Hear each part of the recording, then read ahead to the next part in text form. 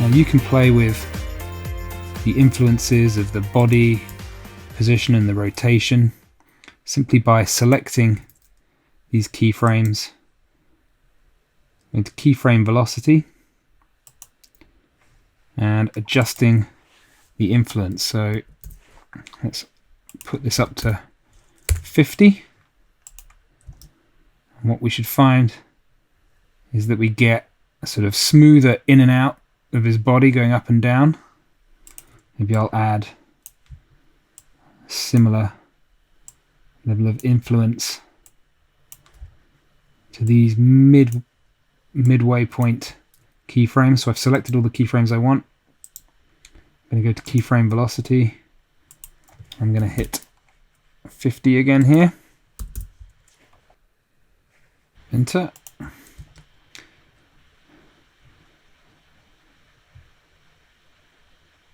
And you just get a slightly different feeling from these kinds of things.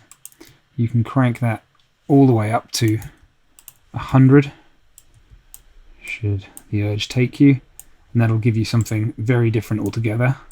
So again, I'm just going to select all the keyframes I want to adjust.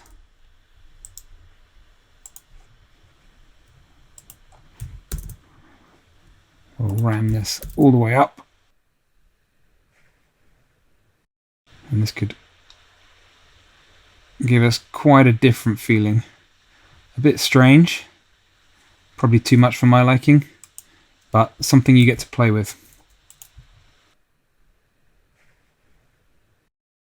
So here's one I made earlier, and if I stop this and show you, I've got the body moving backwards and forth as well as up and down.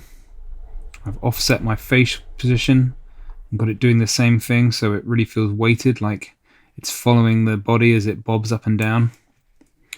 And if we look closer at the ankles here, I've made these black, so I'm going to need to, let's make these yellow so these stand out.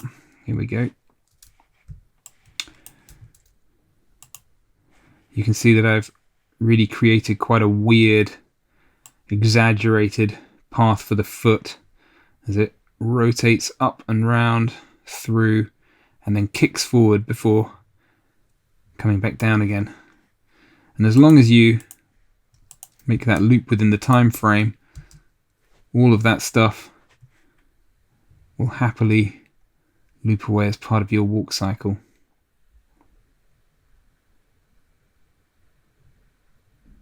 So there you go. Try it yourself, adjust all of these parameters, play around with the easing, the position of the keyframes, the position and rotation of the ankles, sliding the layers against each other to create interesting new secondary motion, and see what you come up with. Good luck.